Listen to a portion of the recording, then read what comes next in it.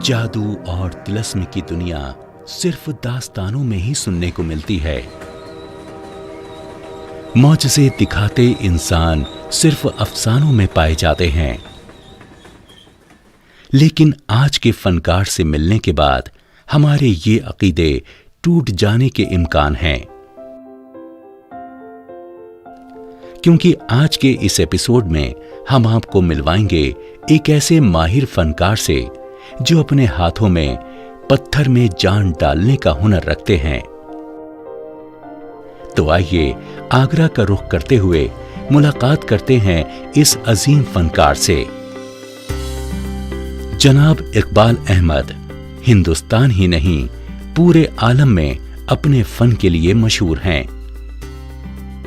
आप आगरा की पच्चीकारी, जो कि मार्बल इनले के नाम से जानी जाती है, इस फन के माहिर कारीगरों में शुमार किए जाते हैं। जनाब इकबाल अहमद साहब ने 10 साल की छोटी उम्र में ही अपने वालिद मोहतरम की निगरानी में इस कारीगरी को सीखना शुरू किया। मैंने जो काम सीखा ना, तो मेरे फादर ने बिल्कुल, जो मैं पढ़ने भी जाता था ना, उन्होंने पढ़ना भी बंद करा दिया। यानी कि जो मैं 8 क्लास तक पढ़ा, तो फिर मेरा पढ़ाई बंद करा दी। फिर मैं रात दिन इसमें काम में लग गया। तो फिर तो ये रहा कि बढ़ने का तो आगे का मकसद यही है कि जितना मेहनत का काम आता रहा मैं करता रहा, मैं किसी काम से पीछे नहीं हटा। फिर हमें शौक़ लगा तो हमने फिर ये ताजमहल का, लाल किले का, जो भी इमारतें हैं, इनके काम किए अपने आप। हम देख देख के आते थे वहाँ से, फिर हम अपना कोई फ़ोटो खींच लाया, उसको देख के बना दिया। फिर कोई इटालियन जो किताबें आती थी ना, फिर हमने उनमें से देखा, उनको बनाया। तो सारे डिज़ाइन मुश्किल से मुश्किल डिज़ाइन पसंद करते थे, वो बनाते थे। इस तरीके से हम आगे बढ़े। हमारे नाना ने एतराज़ किया था, उन्होंने कहा था कि तो काम मत कराओ, इसको पढ़ने दो। तो ये रहा कि घर के फैमिली का जो हिसाब किताब होता है ना, ज़्यादा लोग होते हैं तो ज़रूरत पड़ती है। तो फादर को ज़रूरत थी मेरी, तो उन्होंने कहा नहीं, इसको मेरे बाद भी काम करना है, यही काम संभालेगा तो इसको काम करना है। इस फन की खिदमत में आप इस शिद्दत से जुट गए कि 22 साल की छोटी सी उम्र में ही हुकूमत हिंद ने आपको नेशनल अवार्ड से नवाजा। पिछली 7 पीढ़ियों से आपके आबाओ अजदाद इस काम को करते आ रहे हैं। इस फनकारी में जिस नफासत और नजाकत की जरूरत होती है, जनाब इकबाल अहमद उसके उस्ताद हैं। आपने अपने हाथों के कमाल से मार्बल इनले के मैदान में वो नायाब नमूने पेश किए हैं कि आपके फन की जितनी तारीफ की जाए वो कम है। मुगलिया दौर से मार्बल इनले का काम हिंदुस्तान में वजूद में आया, लेकिन इस खूबसूरत कारीगरी को एक नई शक्ल और पहचान देने का सेहरा जनाब इकबाल अहमद के सर बनता है। मार्बल इनले उन चंद पुराने रिवायती फनून में से एक है जिनकी कुछ मिसालें ही हमारे सामने आती हैं।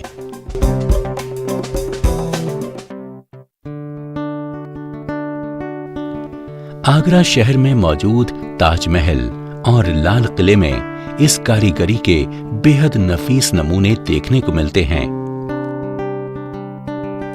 इन इमारतों के सुतून, इनके मेहराब और दीवारें इस कारीगरी से आरास्ता की गई हैं।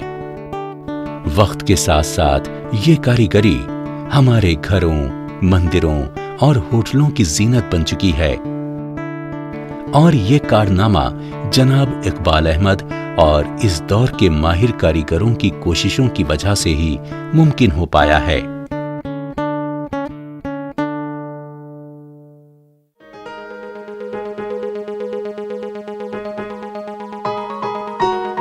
मार्बल इनले यानी पच्चीकारी एक आराइशी फनकारी है जिसमें कीमती या नीम कीमती पत्थरों की कटाई करके उन्हें अलग अलग डिजाइन में एक दूसरे के साथ जोड़ा जाता है और फिर अलग अलग रंगों कता के खूबसूरत पत्थरों को इसमें जड़ा जाता है।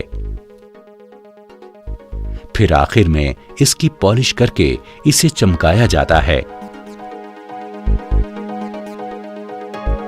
ये कारीगरी उमूमन सब्ज, सफेद या काले मार्बल के पत्थरों में जड़ाई करके अंजाम दी जाती है। इसीलिए इसे मार्बल इनले का काम कहा जाता है। और इस कारीगरी में सबसे काबिले गौर बात यह है कि ये पूरा काम हाथों से ही किया जाता है। जनाब इकबाल अहमद ने इस बात का खास ख्याल रखा है कि आपके इदारे में हो रहा ये मार्बल इनले का काम मशीनों का मोहताज न बने। शायद यही वजह है कि आपके हाथ की कारीगरी इस कद्र खुशगवार और जिंदा मालूम पड़ती है।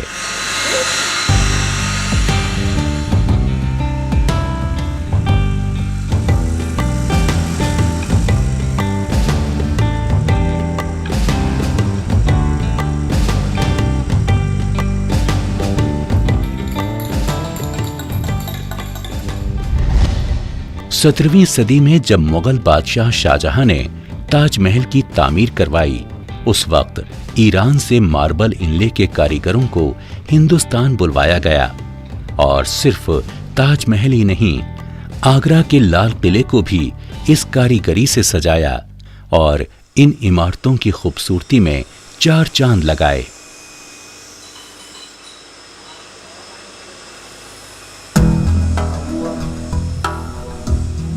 आगरा के कई बाशिंदों ने इस हुनर को सीखा और इसमें महारत हासिल की, जिनमें जनाब इकबाल अहमद साहब के आबाओ अजदाद भी शामिल हैं। जैसे जैसे इन इमारतों में मार्बल इनले का काम मुकम्मल हुआ, तब ईरान के कारीगर अपने मुल्क लौट गए, लेकिन यहाँ के मकामी कारीगरों ने इस फन को अपने हाथों में रचा लिया था। जनाब इकबाल अहमद के खानदान ने इस फन को पीढ़ी दर पीढ़ी आगे बढ़ाया है और इस फन को एक मकबूल दर्जा हासिल कराया। इस दौर में जनाब इकबाल अहमद इस फन की खिदमत को आगे बढ़ाते हुए इकबाल एंड कंपनी के नाम से एक तिजारती इदारे की नुमाइंदगी कर रहे हैं। ताजमहल बनने के बाद फिर ये कला चालू ही रही, ये बंद नहीं हुई। तो फिर ये हुआ कि हमारे बड़ों ने काम किया, ये दादा ने, परदादा ने, उनके फादर ने, वहीं से हमारे दादा परदादा से काम चला रहा है। तो ये हमने किया ये काम, फिर अब हमारी औलाद भी कर रही है ये काम, जिसको इनले वर्क कहते हैं, स्टोन इनले वर्क। इसमें स्टोन का काम है और बाकी का सभी लोगों को पसंद आता है। ये जो लोग अपना चाहते हैं ना, जिस ढंग का काम चाहते हैं उसी ढंग का बन रहा है। यानी कुछ किताबों से कोई ज्योमेट्रिकल डिज़ाइन पसंद करता है, कोई अपना इमारती काम पसंद करता है, इमारतों का, जैसे ताजमहल का या लाल किले का, फोर्ट का, तो वो काम उन्हीं की पसंद का बनता है। इकबाल एंड कंपनी नाम से मशहूर ये वर्कशॉप आगरा के चहल पहल वाले इलाके नाई की मंडी में मौजूद है। बाहर से एक मामूली रिहायशी मकान दिखने वाली ये इमारत अपने अंदर एक रिवायत को महफूज रखे हुए है। यहाँ तमाम वक्त अलग अलग कामों में कारीगर मार्बल इनले का काम सीखते और करते दिखाई देते हैं। जनाब इकबाल अहमद खुद यहाँ कारीगरों को इस फन के पेच सिखाते हैं और उनके साथ उनके छोटे भाई अफजल अहमद भी इस वर्कशॉप में उनकी मदद करते हैं। इस इमारत में हर कमरे को मार्बल इनले कारीगरी के अलग दर्जे के काम के लिए चुना गया है। 5-6 पीढ़ी हमारा काम करता चला है और आज जितने भी कारीगर हैं वो हमारे सब इसी तरीके से हमारे यहाँ की ही निकले हुए, हमारे हाथों के सीखे हुए हैं सारे, और कहीं बाहर से नहीं आया या ना कोई और सिखाने वाला। हमारे लोगों में से बड़े और उन्होंने ही काम सिखाते, आगे बढ़ते चले गए। तो अभी कोई हो गए थे 5-10 हज़ार आदमी काम करने वाले, मगर अब इस वक्त इतने नहीं है, कम है। मेरे फादर काम करते थे उस टाइम में, फादर के साथ थोड़ा काम किया, एक्सपायर हो गए, उनका इंतकाल हो गया। उनके बाद मेरे भाई हाजी इकबाल अहमद ने मुझे काम सिखाया पूरा।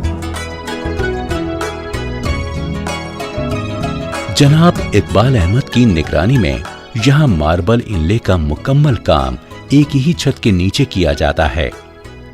सबसे पहले मार्बल के बड़े पत्थरों को छोटी मार्बल की सलीब में तोड़ा जाता है और नक्काशी के लिए एक मुनासिब नाप में लाया जाता है। फिर एक कागज पे वो नक्श बनाए जाते हैं जो डिजाइन मार्बल इनले के जरिए पत्थर पर बनाने होते हैं।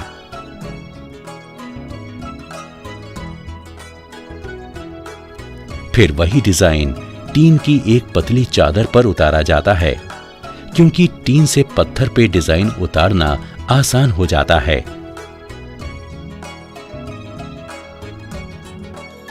एक कारीगर जो कि पत्थर की कटाई करता है, वो पत्थर के उन किनारों पर निशान डालता है जहां तक डिजाइन बनाया जाना है। ये तरीका लकीरना कहलाता है। अब मार्बल इनले की अगली मंजिल के लिए पत्थरों की पॉलिश और ढुलाई करके उन्हें तैयार किया जाता है। पॉलिश किए हुए हिस्सों को आपस में डिजाइन के नाप के हिसाब से जोड़ा जाता है।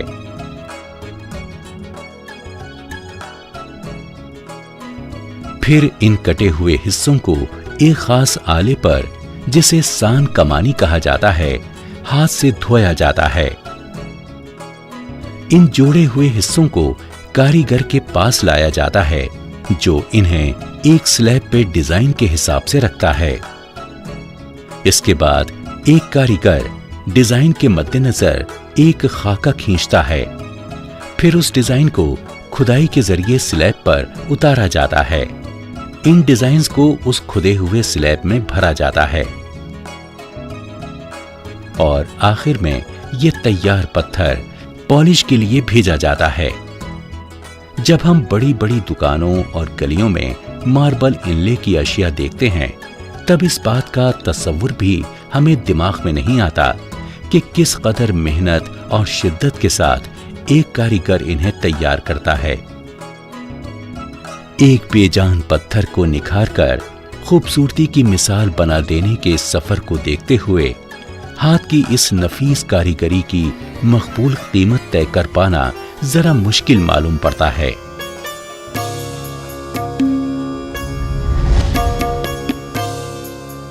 कुछ वक्त पहले तक ताजमहल और इस जैसी कई तारीखी इमारतों पर देखी और सराही जाने वाली ये खूबसूरत नक्काशी आज जदीद तर्ज की इमारतों की शान में इजाफा करती दिखाई देती है। और इस बदलाव के पीछे जनाब इकबाल अहमद और उनके जैसे कई माहिर फनकारों की दूरअंदेशी और चाहत अहम किरदार अदा करती है। कई आर्किटेक्ट्स और डिजाइनर्स आज जनाब इकबाल अहमद के साथ साझेदारी में काम करना पसंद करते हैं, क्योंकि आप रिवायती फन की जानकारी के साथ साथ जदीद तरीकों और डिजाइन्स की भी माकूल समझ रखते हैं। जो मॉन्यूमेंटल इनले है, जो एक्चुअली ताजमहल और मुगल मॉन्यूमेंट्स में जो हुआ है, वो एक हिसाब से बनना बंद हो गया था और टूरिस्ट ट्रेड के लिए गिफ्ट आइटम्स के हिसाब से वो बना रहे थे सब लोग। हम जब यहाँ पे आए 1989 में हमने काम शुरू किया वो मार्बल इनले का।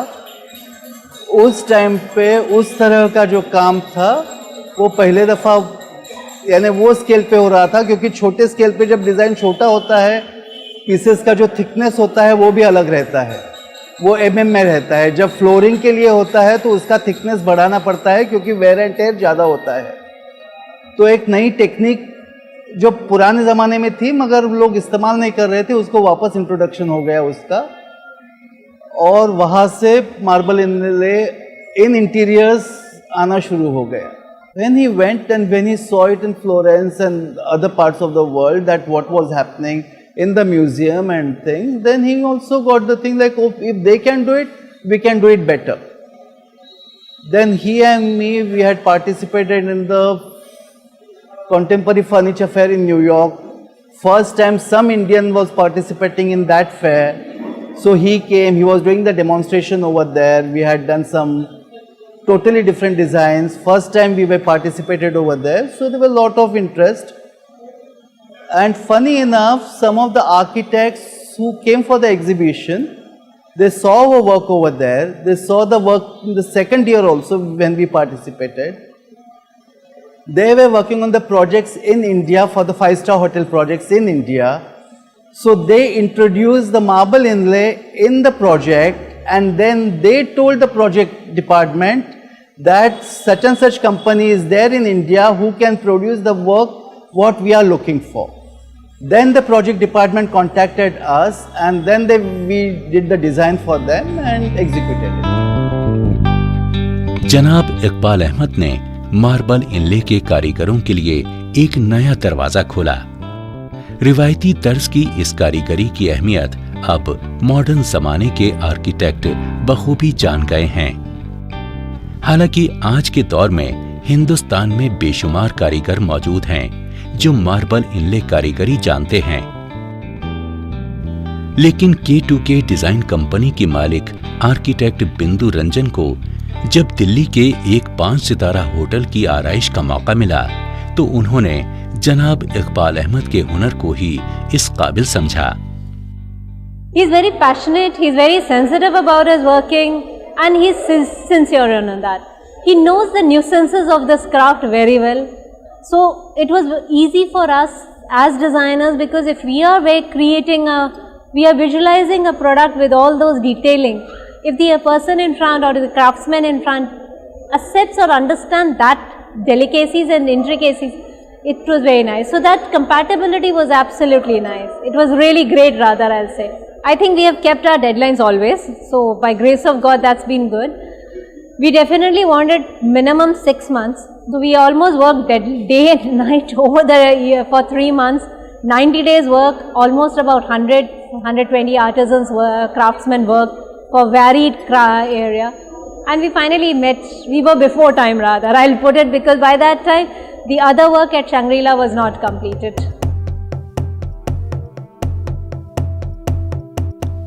जनाब इकबाल अहमद के कारनामों का सफर यहीं खत्म नहीं हो जाता। आपने हिंदुस्तान और बाहरी ममालिक में अपने हुनर की छाप बखूबी छोड़ी है। इस कारीगरी के जरिए आपने हिंदुस्तान की गंगा जमुनी तहजीब के मद्देनजर कई मजहबी इमारतों की खूबसूरती में 4 चांद लगाए हैं। दिल्ली शहर में वाक़े बंगला साहिब गुरुद्वारे के खास दरवाजे को आपने अपने हुनर से और खूबसूरत बनाया है। ये काम जब से ताजमहल बना उसके बाद चलते ही चला रहा। तो हमारे बड़ों ने जो काम किया ना, वो मंदिरों में, गुरुद्वारों में, मस्जिदों में काम किया। तो वो फिर जब लोग मस्जिदों को, मंदिरों को, गुरुद्वारों को देखते हैं ना, तो फिर उनके भी दिलों में आया कि हम भी अपने घरों में कुछ बनाएंगे तो ये काम कराएंगे। तो इस वजह से फिर वो अपने आर्किटेक्ट जो घर बनाते हैं ना, उनको वो खुद बताते हैं कि हमें ऐसा काम चाहिए। तो वो उसी ढंग से फिर उनको बताते हैं, वो काम बनाते हैं। उस ढंग से फिर आर्किटेक्ट के जरिए हमारे पास काम आया। जनाब इकबाल अहमद ने अपने हुनर की मदद से शोहरत की हर बुलंदी को छू लिया है। आपकी कारीगरी बड़े बड़े होटलों में, मजहबी इमारतों में शान से आपके हुनर की कहानी कहती दिखाई देती है। हर नक्काशी और हर पत्थर की रंगत को देखकर इसके पीछे लगी मेहनत और कारीगर के हुनर के लिए इज्जत नजर में मजीद बढ़ जाती है। Many people come to Shangri-La just to take a photograph against this panel and they message me, oh, it was great. Those who know, yes, they do it. So here I'll also say that the designers, the craftsmen's names should be highlighted who have worked into that. It's not taking away his business. It is talking about the work, talking about the people who have invested their time, creativity, energy to create that product. दुनिया और हिंदुस्तान की बड़ी बड़ी इमारतों को अपने fun का तोहफा अता कर लेने के बाद भी आपसे अगर आपका सबसे मनपसंद काम दरियाफ्त किया जाए तो आप कुछ यूं कहते हैं। हमारा सबसे अच्छा काम तो हमने जो अरब का काम किया है ना, सऊदी अरब का, जो खाने काबा का, जो अभी तक वो इसमें एक नयापन है।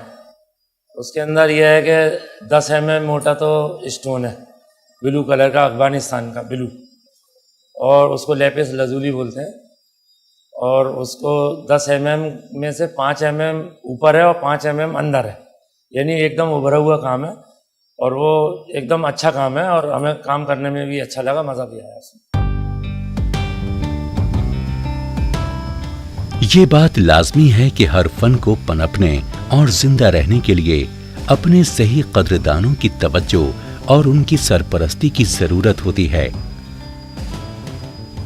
آج ہمارے ملک میں ماربل انلے جیسی کاریگری کے چاہنے والے اور اس کے قدردان اچھی تعداد میں موجود ہیں, لیکن اس کو خریدنے والوں کی بے حد کمی محسوس ہوتی ہے. نتیجتاً مانگ میں کمی آ جانے کی وجہ سے اس کی تخلیق میں بھی نمایاں گراوٹ آئی ہے, جو کہ اس فن کے لیے افسوس زدہ بات معلوم ہوتی ہے. So the price difference also goes, because here at every stage we have to see that the process of elimination and discrimination. So 50% at every stage gets, it's wasted, because we have to select the best. And that's why the product gets expensive. Because the labor goes, the material goes, but unless you do that, you don't get the quality product which is in the international standard. I'll be very happy, and rather you should emphasize this thing, because yes, it is very important for somewhere. I do take examples of the royals and kings off and on, but yes, we need such people here. But they need to understand that what is this delicacies or the details of that skill. It is not just creating and talking about it. You yourself earlier mentioned that it was an eye-opener for all of you to be at the part of the workshop. So the workshop gives the feeling of what details it goes in. And every craft has its great details. So somewhere I look at it, one, the industrialists, the people, or whoever can afford it or not afford it, at least take a conscious decision of putting the craft product in their houses or in their premises, but also know about it and talk about it. So that's how word of mouth will actually talk about not only the craft, but it will talk about how detailing it goes into it. اگرچہ جناب اقبال احمد 8ویں جماعت سے آگے اپنی تعلیم کا سلسلہ جاری نہ رکھ سکے، لیکن آپ نے بے حد خوشی اور لگن کے ساتھ اس کاریگری کے داؤں پیچ سیکھے اور کاریگری کے میدان میں بے پناہ شہرت اور کمال کی مہارت حاصل کی. جناب اقبال احمد اپنے آپ کو خوش نصیب مانتے ہیں کہ انہیں یہ فن اپنے والد صاحب کی نگرانی میں سیکھنے کا موقع ملا، اور آج آپ کا خیال ہے کہ اگر اسکولی تعلیم میں ہینڈی کرافٹ کو ایک سبجیکٹ کی طرح شامل کیا جائے تو نتیجتاً اسکولی تعلیم کے ساتھ ساتھ نئی پیڑھی ہاتھ کے ہنر بھی سیکھنے میں کامیاب ہو سکے گی. اس طرح اس دھندلاتی ہوئی کاریگری کو محفوظ رکھا جا سکتا ہے. یعنی کہ جو میں 8 کلاس تک پڑھا تو پھر میرا پڑھائی بند کرا دی، پھر میں رات دن اس میں کام میں لگ گیا. تو پھر تو یہ رہا کہ بڑھنے کا تو آگے کا مقصد یہی ہے کہ جتنا محنت کا کام آتا رہا میں کرتا رہا، میں کسی کام سے پیچھے نہیں ہٹا. If you start training craftsman at the age of 16 and 17, he can never get into the actual craft because he doesn't have the capacity to sit at one place and work for 3-4 hours at a stretch. That I think you should be start learning at the age of 12. The same thing is like in sports. The swimmer has been start training at the age of 5 and 6. A gymnast has been trained at the age of 8 or 9, they start getting training. So why it's not for the craftsmen? If it can happen in the sports arena, which they say there is money in it now. So the kids have started getting training at the very young age. But when it comes to the craft, then they say the child labor. جناب اقبال احمد نے اپنی عمر کا ایک بڑا حصہ اس فن کی خدمت میں صرف کیا ہے. آپ اپنے ہنر اور اس کے ذریعے حاصل ہوئی شہرت سے پوری طرح مطمئن ہیں. हमें उम्मीद है कि ये सफर यहीं खत्म नहीं होगा, क्योंकि एक अहम और काबिले गौर बात यह है कि आपने इस फन को फरोख्त दिया और सिर्फ अपने तक ही महदूद नहीं रखा। आज के दौर में आपकी सरपरस्ती में सीखे हुए फनकार बड़ी तादाद में मौजूद हैं और आपका नाम रोशन कर रहे हैं। आज आपके खानदान की जवान पीढ़ी भी इस फन की खिदमत में जोरों शोर से ताउन दे रही है और इस फन के मुस्तकबिल को निखारने की हर मुमकिन कोशिश में सर जोड़ के मेहनत कर रही है। जैसे कि हम वाकिफ हैं कि हिंदुस्तान मिली जुली तहजीबों, जबानों और रिवायतों का मुल्क है, वैसे ही हिंदुस्तान के हर छोटे और बड़े खित्ते में ऐसे नायाब फन सांस ले रहे हैं जिनकी मिसाल पूरे आलम में नहीं मिलती। इन फनून को बड़ी बड़ी दुकानों और नुमाइशों में सराहा जाता है, लेकिन इनके फनकारों को मुनासिब तवज्जो नहीं मिलती। जनाब इकबाल अहमद और इनके हाथों की गई ये शानदार कारीगरी सिर्फ हमारी तवज्जो और माकूल इज्जत की चाहत रखती है। इसी ख्याल के साथ हम विदा लेते हैं अपने आज के कलाकार से और अगली कड़ी में फिर ऐसी ही बेहतरीन शख्सियत के साथ आपसे मुलाकात करेंगे। तब तक के लिए विदा।